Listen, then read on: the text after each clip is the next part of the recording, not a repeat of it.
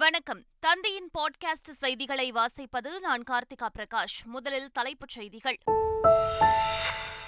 இன்று சர்வதேச மகளிர் தின கொண்டாட்டம். குடியரசுத் தலைவர் திரௌபதி முர்மு மற்றும் தலைவர்கள் வாழ்த்து.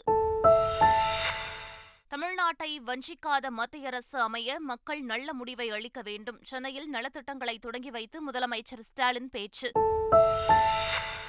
நாடாளுமன்ற தேர்தலில் திமுக சார்பில் போட்டியிட 2984 விருப்ப மனுக்கள் தாக்கல். அதிமுக சார்பில் போட்டியிட விருப்ப மனு அளித்தவர்களுக்கு வருகின்ற 10, 11ஆம் தேதிகளில் நேர்காணல். திமுக கூட்டணியில் மதிமுக மற்றும் விடுதலை சிறுத்தைகள் கட்சிகளுடன் இன்று மீண்டும் பேச்சுவார்த்தை. சுமூக உடன்பாடு ஏற்பட்டு தொகுதி பங்கீடு ஒப்பந்தம் கையெழுத்தாகும் என எதிர்பார்ப்பு. புதுச்சேரியில் சிறுமி படுகொலைக்கு நீதி கேட்டு இன்று அதிமுக மற்றும் இந்தியா கூட்டணி சார்பில் பந்திற்கு அழைப்பு. அத்தியாவசிய சேவைகள் பாதிக்கப்படாது என்றும் உரிய பாதுகாப்பு ஏற்பாடுகள் செய்யப்பட்டுள்ளதாகவும் மாவட்ட ஆட்சியர் தகவல். ஹைதி நாட்டில் பிரதமரை பதவி விலக கோரிக்கை. ஆயுதம் ஏந்திய கும்பல் வன்முறை. கடைகள் சூறையாடல், தீ வைப்பு சம்பவங்களால் பொதுமக்கள் அச்சம். மகளிர் பிரிமியர் லீக் கிரிக்கெட் தொடர் போட்டி. உத்தரப்பிரதேசத்தை 42 ரன்கள் வித்தியாசத்தில் வீழ்த்தி மும்பை அணி வெற்றி. நடிகர் அஜித்திற்கு சென்னை தனியார் மருத்துவமனையில் அறுவை சிகிச்சை. குணமடைந்து ஓரிரு நாட்களில் வீடு திரும்புவார் என்ற தகவல். இனி விரிவான செய்திகள். இன்று சர்வதேச மகளிர் தினம் கொண்டாடப்படுவதை ஒட்டி குடியரசுத் தலைவர் திரௌபதி முர்மு வாழ்த்து தெரிவித்துள்ளார். குடிமக்கள் அனைவருக்கும், குறிப்பாக மகளிருக்கு தமது மனமார்ந்த பாராட்டுகளையும் நல்வாழ்த்துகளையும் தெரிவித்துக் கொள்வதாக குடியரசுத் தலைவர் திரௌபதி முர்மு வெளியிட்டுள்ள வாழ்த்து செய்தியில் குறிப்பிட்டுள்ளார். இதேபோல் சர்வதேச மகளிர் தினத்தையொட்டி முதலமைச்சர் ஸ்டாலின் மற்றும் தலைவர்கள் வாழ்த்து தெரிவித்துள்ளனர். மக்களவைத் தேர்தலில் போட்டியிடுவதற்காக திமுக தலைமை அலுவலகமான சென்னை அண்ணா அறிவாலயத்தில் ஏராளமான திமுகவினர் விருப்ப மனு தாக்கல் செய்தனர். மார்ச் 1ஆம் தேதி தொடங்கிய விருப்ப மனு தாக்கல் நேற்றுடன் 6 மணியுடன் நிறைவடைந்தது. கடைசி நாளில் மட்டும் 335 பேர் விருப்ப மனு தாக்கல் செய்துள்ளனர். மொத்தம் 2984 விருப்ப மனு தாக்கல் செய்யப்பட்டுள்ளதாக தெரிவிக்கப்பட்டுள்ளது. இதனிடையே மக்களவைத் தேர்தலுக்கான திமுக வேட்பாளர் நேர்காணல் வருகின்ற 10ஆம் தேதி நேர்காணல் நடைபெறும் என திமுக பொதுச் செயலாளர் துரைமுருகன் அறிவித்துள்ளார். நாடாளுமன்ற தேர்தலில் அதிமுக சார்பில் போட்டியிட விருப்ப மனு அளித்தவர்களுக்கு 2 நாட்கள் நேர்காணல் நடைபெறும் என்று அக்கட்சியின் பொதுச் செயலாளர் எடப்பாடி பழனிசாமி அறிவித்துள்ளார். இது தொடர்பாக அதிமுக தலைமை வெளியிட்டுள்ள அறிவிப்பில் சென்னை ராயப்பேட்டையில் உள்ள கட்சி தலைமை அலுவலகத்தில் வரும் 10 மற்றும் 11 ஆகிய தேதிகளில் நேர்காணல் நடைபெறும் என அறிவிக்கப்பட்டுள்ளது. போட்டியிட வாய்ப்பு கேட்டு விருப்ப மனு அளித்தவர்கள் மனு பெற்றதற்கான அசல் கட்டண ரசீதுடன் கால அட்டவணையில் குறிப்பிடப்பட்டுள்ள தேதி மற்றும் நேரத்தில் நேர்காணலில் கலந்து கொள்ளுமாறு அதிமுக தலைமை கழகம் கேட்டுக் கொண்டுள்ளது. சென்னை கொளத்தூர் தொகுதியில் நடைபெற்ற நிகழ்ச்சியில் முதலமைச்சர் ஸ்டாலின் கலந்து கொண்டு பல்வேறு திட்டப் பணிகளுக்கு அடிக்கல் நாட்டினார். மேயர் சிட்டிபாபு பூங்கா, சிறுவர் விளையாட்டு திடலில் முடிவுற்ற திட்டப் பணிகளையும் முதலமைச்சர் தொடங்கி வைத்தார். பின்னர் முத்துக்குமாரப்பா சாலையில் நடைபெற்ற விழாவில் அனிதா அச்சீவர்ஸ் அகாடமியில் பயின்ற மாணவர்களுக்கு மடிக்கணினி, தையல் இயந்திரம் உள்ளிட்டவற்றை முதலமைச்சர் ஸ்டாலின் வழங்கினார். பின்னர் பேசிய அவர் தமிழ்நாட்டை வஞ்சிக்காத மத்திய அரசு அமைய காலம் கனிந்து கொண்டிருப்பதாக கூறினார். திமுக கூட்டணியில் மதிமுக, விடுதலை சிறுத்தைகள் கட்சிகளுடன் இன்று தொகுதி உடன்பாடு ஒப்பந்தம் கையெழுத்தாக இருப்பதாக தகவல் வெளியாகியுள்ளது.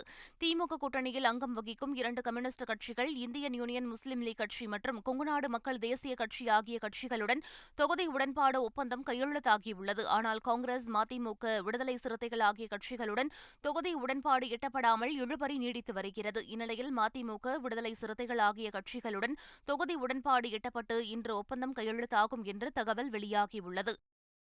அதிமுக தரப்பில் கூட்டணி பேச்சுவார்த்தை நடத்த முன்னாள் அமைச்சர் கே. பி. முனுசாமி தலைமையில் அமைக்கப்பட்ட குழுவினர் கடந்த 2 வாரங்களாக தேமுதிக, புதிய தமிழகம் உள்ளிட்ட கட்சிகளுடன் பேச்சுவார்த்தை நடத்தி கூட்டணியை உறுதி செய்தது.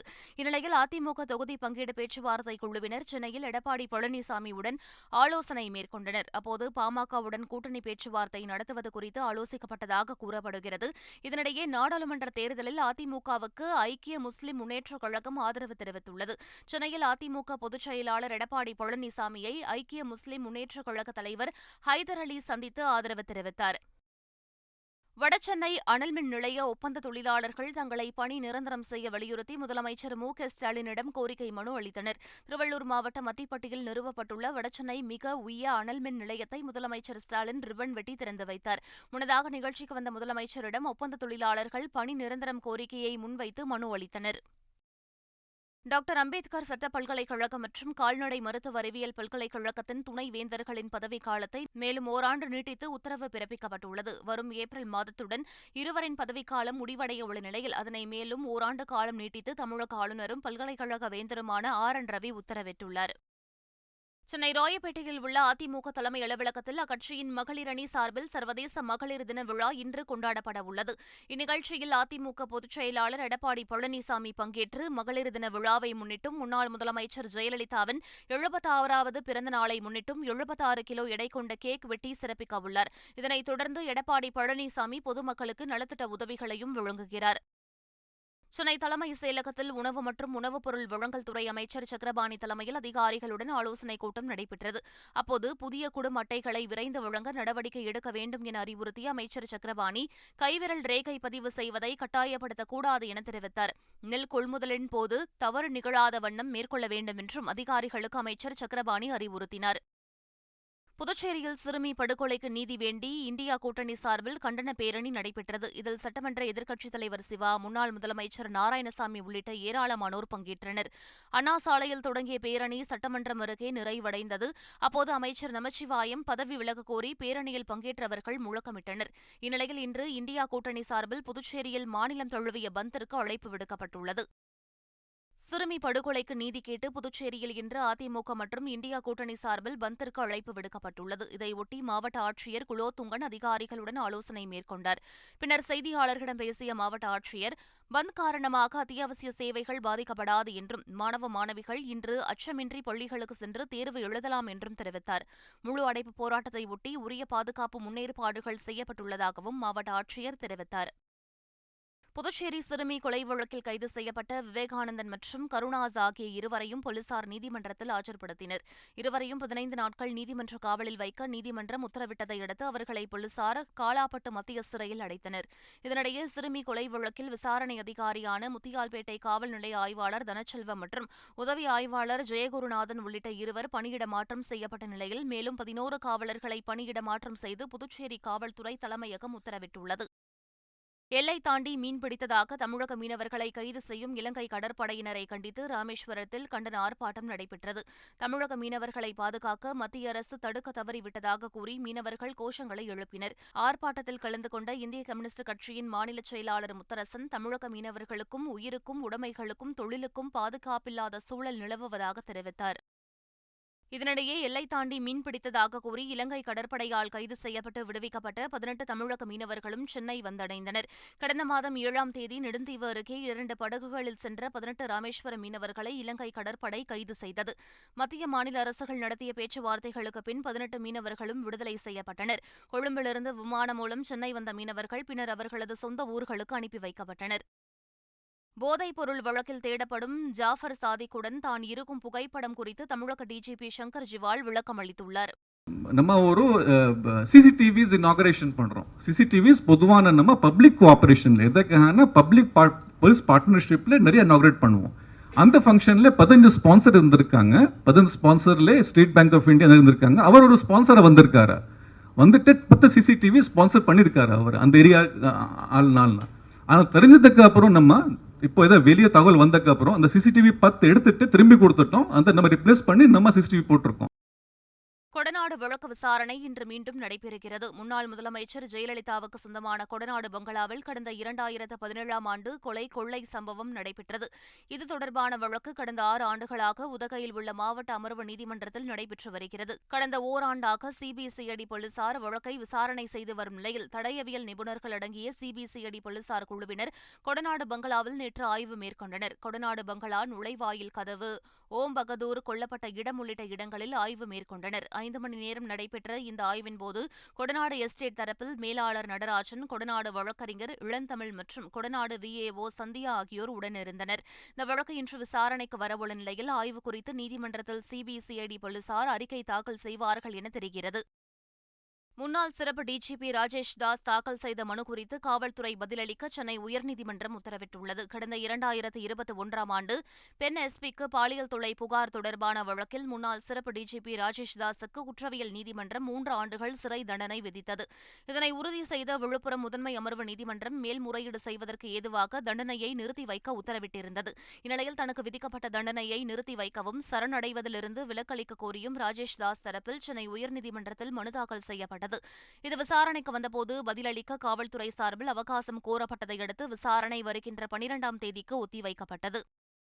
மக்களவைத் தேர்தலுக்கான வேட்பாளர்கள் பட்டியலை இறுதி செய்வதற்காக காங்கிரஸ் கட்சியின் மத்திய தேர்தல் குழு கூட்டம் டெல்லியில் நேற்று நடைபெற்றது. காங்கிரஸ் தலைவர் மல்லிகார்ஜுன கார்கே தலைமையில் நடைபெற்ற இந்த கூட்டத்தில் டெல்லி, சத்தீஸ்கர், கர்நாடகா, தெலுங்கானா, கேரளா உள்ளிட்ட மாநிலங்களின் வேட்பாளர்கள் தேர்வு விவாதிக்கப்பட்டது. இதில் ராகுல்காந்தி வயநாடு தொகுதியிலும், சசி தரூர் திருவனந்தபுரத்திலும் மீண்டும் போட்டியிட முடிவு செய்யப்பட்டதாக தகவல் வெளியாகியுள்ளது. காங்கிரஸ் கட்சியின் முதற்கட்ட வேட்பாளர் பட்டியல் இன்று வெளியிடப்படலாம் என்றும் தகவல் வெளியாகியுள்ளது. மத்திய அரசு ஊழியர்களுக்கான அகவிலைப்படி மேலும் 4% உயர்த்தப்பட்டுள்ளது. இதன் மூலம் 49,18,000 மத்திய அரசு ஊழியர்களும் 67,95,000 ஓய்வூதியதாரர்களும் பயன்பெறுவார்கள் என்றும் மத்திய அரசுக்கு ஆண்டுதோறும் 12,868 கோடி ரூபாய் கூடுதல் செலவாகும் என்றும் தெரிவிக்கப்பட்டுள்ளது. கர்நாடக மாநிலம் பெங்களூரு நகரில் கடந்த 20 ஆண்டுகளில் இல்லாத அளவிற்கு கடுமையான தண்ணீர் தட்டுப்பாடு நிலவி வருகிறது. குறிப்பாக மகாதேவபுரா, பொம்மனஹள்ளி, ராஜராஜேஸ்வரி நகர், யஷ்வந்தபுரா உள்ளிட்ட பல பகுதிகளில் குடிநீர் தட்டுப்பாடு அதிகமாக காணப்படுகிறது. பெங்களூரு நகரில் 3000க்கும் மேற்பட்ட ஆழ்துளை கிணறுகள் வறட்சியுடன் காணப்படுவதால் மக்கள் லாரி தண்ணீரை எதிர்பார்க்கும் நிலைக்கு தள்ளப்பட்டுள்ளனர். வாடகை வீடுகளில் வசிக்கும் பலர் வீடுகளை காலி செய்துவிட்டு சொந்த ஊருக்கு செல்லும் நிலை ஏற்பட்டுள்ளது. தண்ணீர் தட்டுப்பாடு காரணமாக பல தனியார் பள்ளிகளும் பயிற்சி மையங்களும் ஆன்லைன் மூலம் வகுப்புகளை நடத்த முடிவு செய்துள்ளதாக கூறப்படுகிறது. திருப்பதி அருகே ஸ்ரீ காளஹஸ்தி சிவன் கோவிலில் வருடாந்திர மகா சிவராத்திரி பிரம்மோற்சவ விழா வெகு விமரிசையாக நடைபெற்றது. இதையொட்டி அலங்கார மண்டபத்தில் உற்சவ மூர்த்திகளுக்கு சிறப்பு மலர்களாலும் தங்க ஆபரணங்களை கொண்டும் சிறப்பு அலங்காரம் செய்யப்பட்டது. பின்னர் மங்கள வாத்தியங்கள் முழங்க சோமஸ்கந்த மூர்த்தி அன்ன வாகனத்திலும், ஞான பிரசுன்னாம்பிகை தாயார் கிளி வாகனத்திலும் எழுந்தருளி 4 மாட வீதிகளில் உலா வந்து பக்தர்களுக்கு அருள் பாலித்தனர். கரிபியன் தீவுகளில் ஒன்றான ஹைதி நாட்டில் கடும் வன்முறை வெடித்துள்ளது. அந்நாட்டு பிரதமராக உள்ள ஏரியல் ஹென்றி பதவி விலகக் கோரி தலைநகரில் ஆயுதம் ஏந்திய கும்பல் வன்முறையில் ஈடுபட்டுள்ளது. கடைகளில் உள்ள பொருட்கள் சூறையாடப்பட்டு வாகனங்கள் தீ வைத்து கொளுத்தப்பட்டன. பெட்ரோல் நிலையங்கள் மூடப்பட்டு எரிபொருளுக்கு கடும் தட்டுப்பாடு ஏற்பட்டுள்ளது. திடீர் வன்முறையால் அச்சமடைந்த பொதுமக்கள் தங்கள் உடைமைகளுடன் பாதுகாப்பான இடங்களுக்கு வெளியேறி வருகின்றனர். ரஷ்யாவில் சர்வதேச மகளிர் தினத்தை ஒட்டி அந்நாட்டு அதிபர் புட்டின் ராணுவ விமானிகளின் பயிற்சி மையத்திற்கு சென்று அங்கிருந்த பெண் விமானிகளுக்கு வாழ்த்து தெரிவித்தார். பின்னர் ரஷ்ய அதிபர் புட்டின் நிறுத்தப்பட்டிருந்த ராணுவ விமானத்தில் ஏறி அமர்ந்து அதனை இயக்கி எதிரே உள்ள சிமுலேட்டர் திரையில் கண்டு மகிழ்ந்தார்.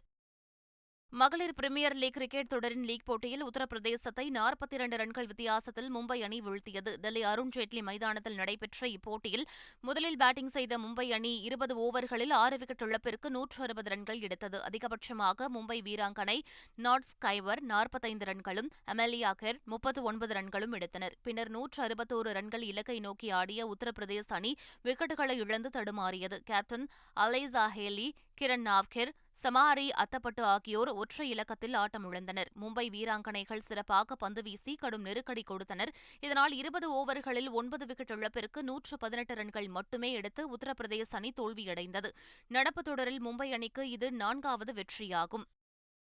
நடிகர் அஜித்திற்கு அறுவை சிகிச்சை மேற்கொள்ளப்பட்டதாக தகவல் வெளியாகியுள்ளது. விடாமுயற்சி படத்தின் படப்பிடிப்பிற்காக நடிகர் அஜித் வருகின்ற 15ஆம் தேதி அஜர்பைஜான் நாட்டிற்கு செல்ல திட்டமிட்டிருந்தார்.